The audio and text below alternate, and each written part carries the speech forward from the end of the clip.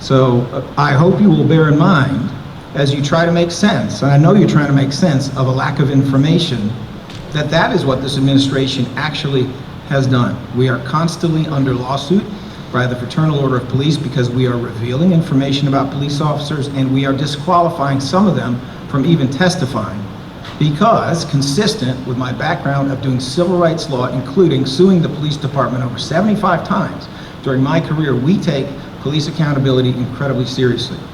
We are also, however, bound by law. And that law sometimes makes it so that we are not allowed to talk about developments in a case, all right?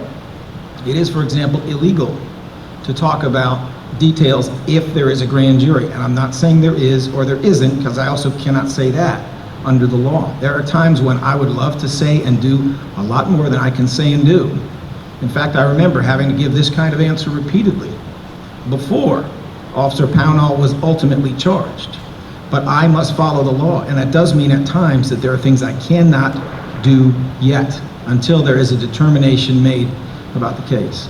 Now, you did bring up a point in this case, and I am familiar with this case.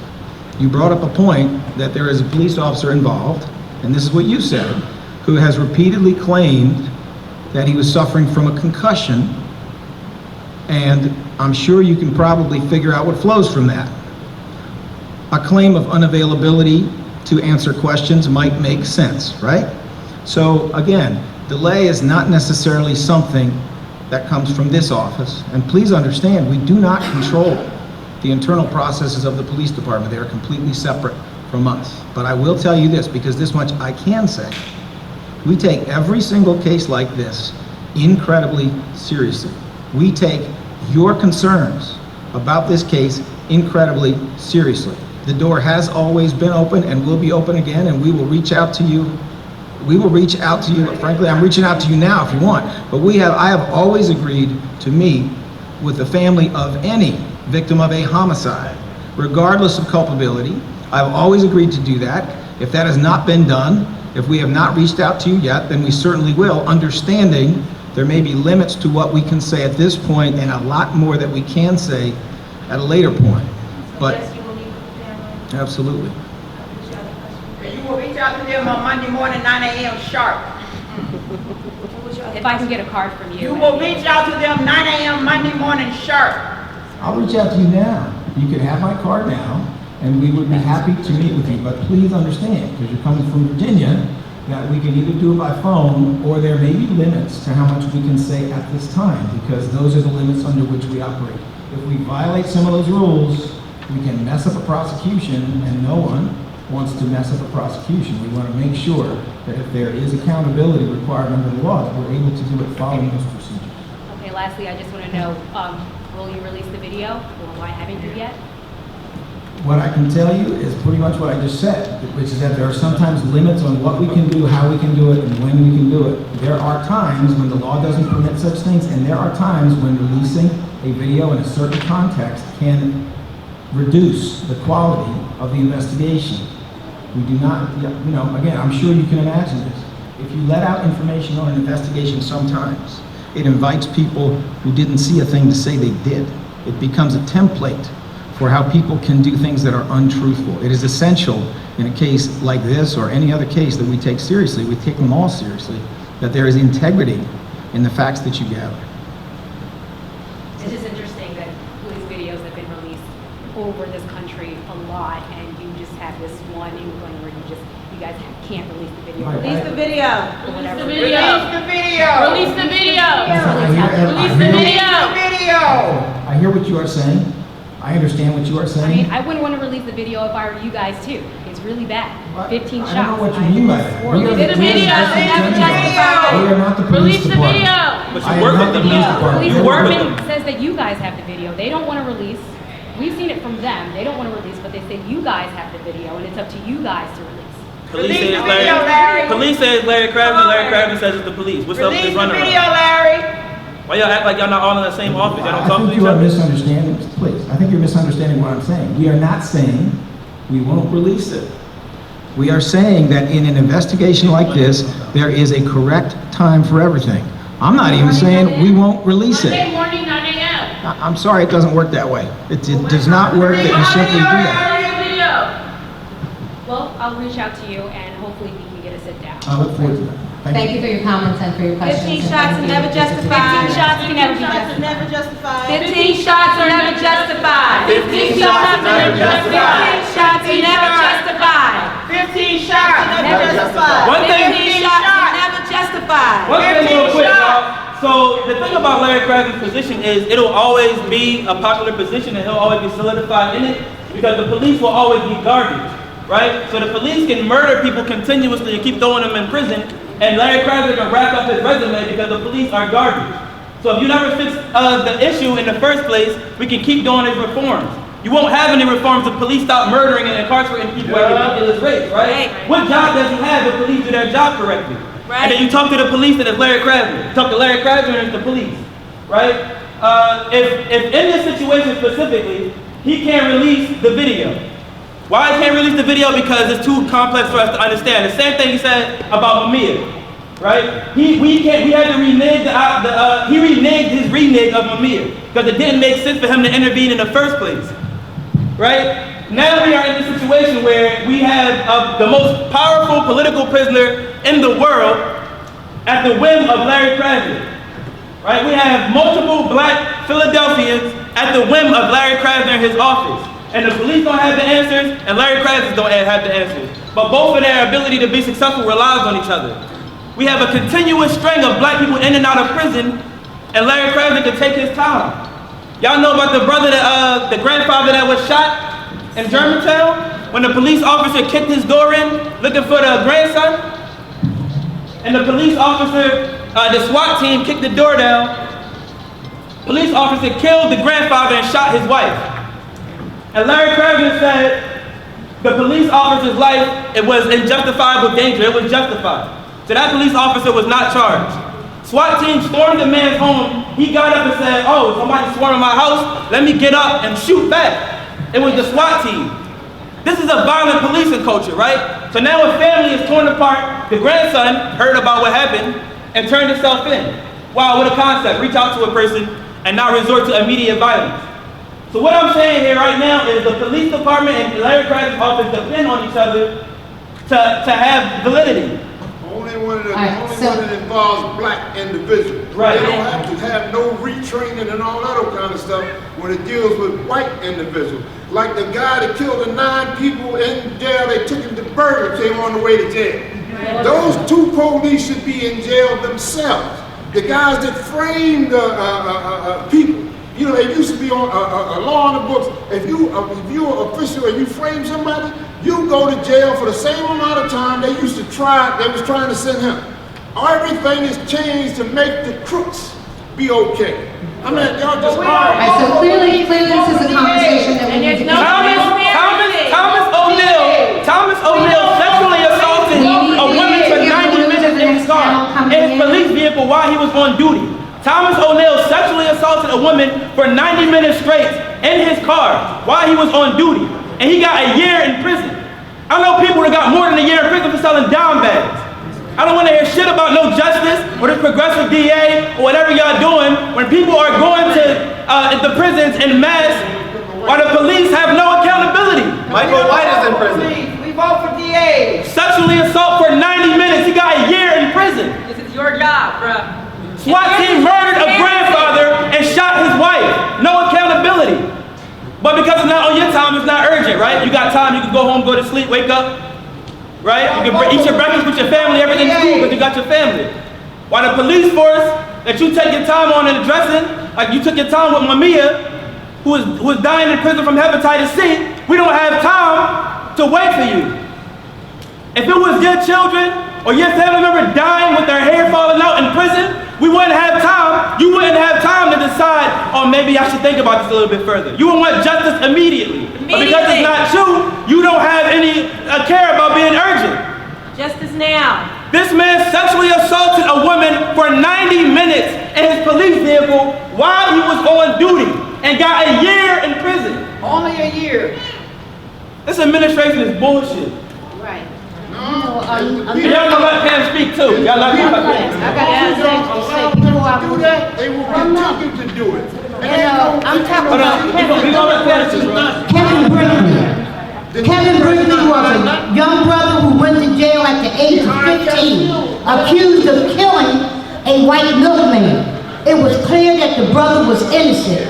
Your DA, under your administration, admitted after 40 years of this, from 15 to 40 years later, and the DA comes up and say that the man was innocent.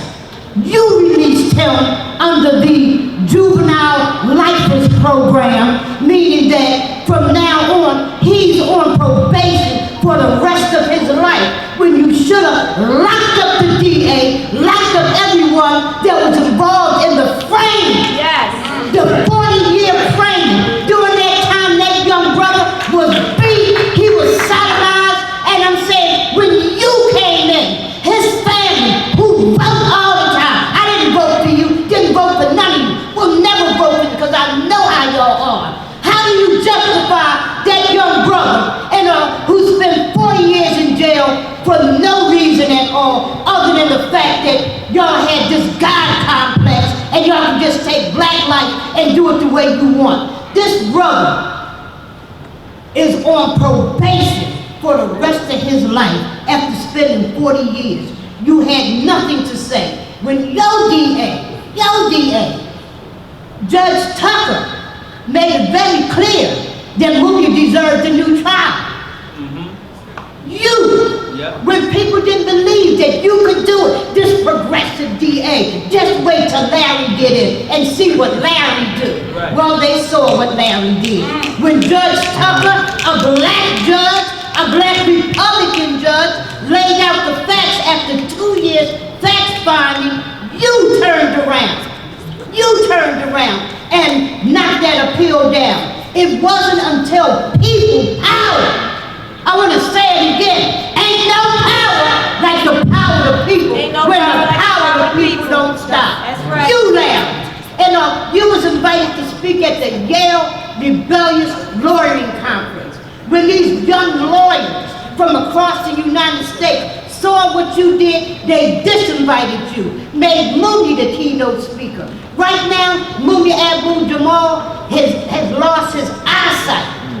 And because of you, because you didn't do the right thing when the ball was put in your court. You should have never did what you did to stop it. I don't want to hear all that legal mumble-jumble BS, because you have let a lot of people go.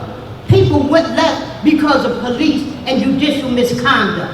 But when it comes to Mumia, it's been said out your office that you will not, y'all can't let Mumia go.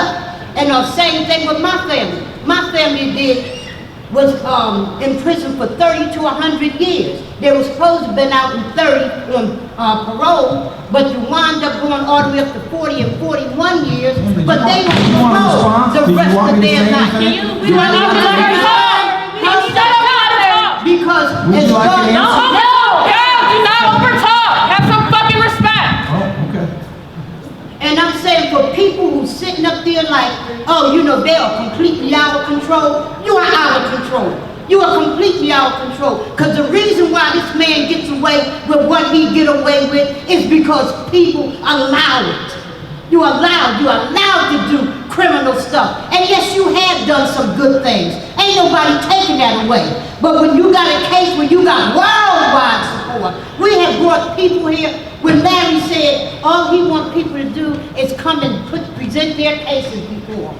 We brought people, we brought lawyers, we brought judges, we brought congressional people, we brought people from around the world to come here and present their case before you. You never had a meeting with us after saying that you would. You did us the exact same way you did this sister family, as if we're nothing. But Maureen fought the family, and the cop that was killed, and by someone other than Mumia, and when people confessed to the murder, they refused to bring him in.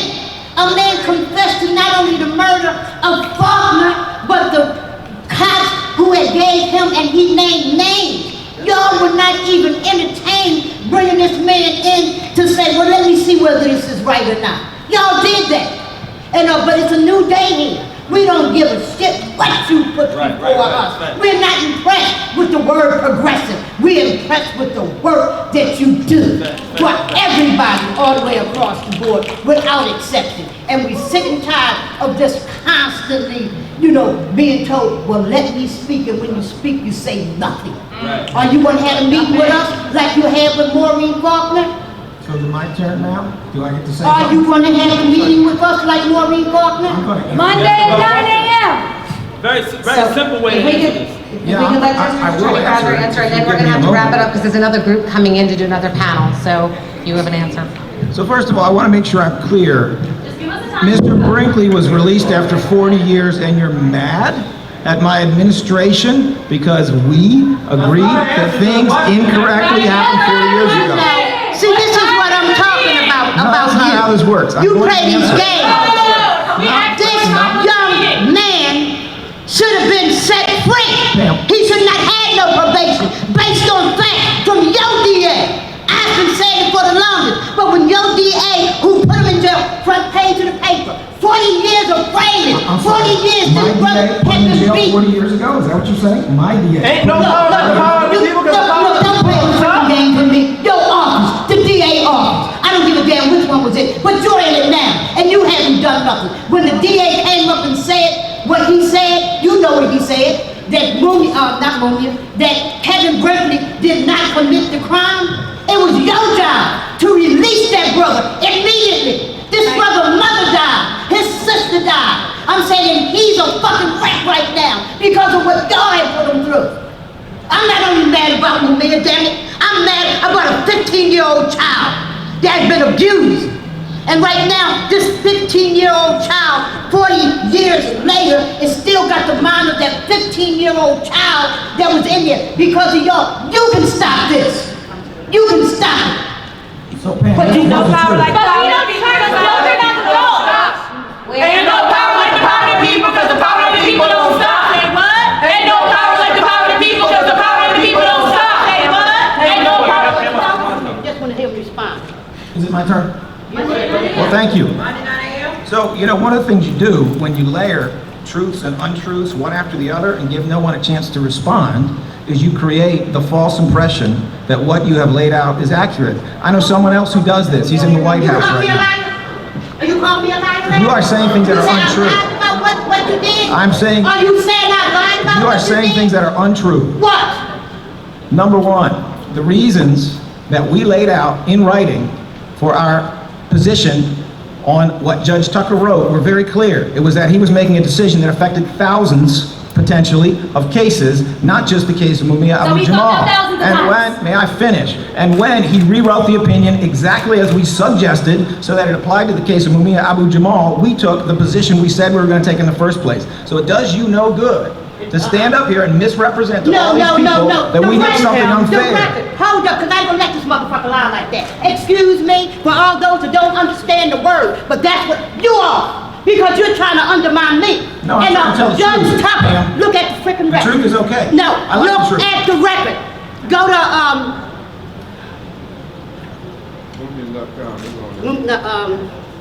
Go to the briefs we filed. How about that? no, show what Judge Tucker said. Judge Tucker got after you because you misrepresented what he said. Judge Tucker When rewrote he his came opinion, back, ma'am. hey, That's look, what he did. we Oh, got the that's what he evidence. did. This is for a lying ass motherfucker right here. Judge, I don't you have lying? nothing else to You said say. you lying? On the move, you ought to be ashamed of yourself. Well, I'm not, Look at the ma'am. Judge Tucker's re-opinion. Once he said, once Judge Tucker put out the information about, what he found out in the trial, and then when he turned around, every radio, TV show he can get on, he misrepresented what Tucker said. Tucker, when he rewrote it back, he cleaned it up and also mentioned that you misrepresented him. That's legal fact.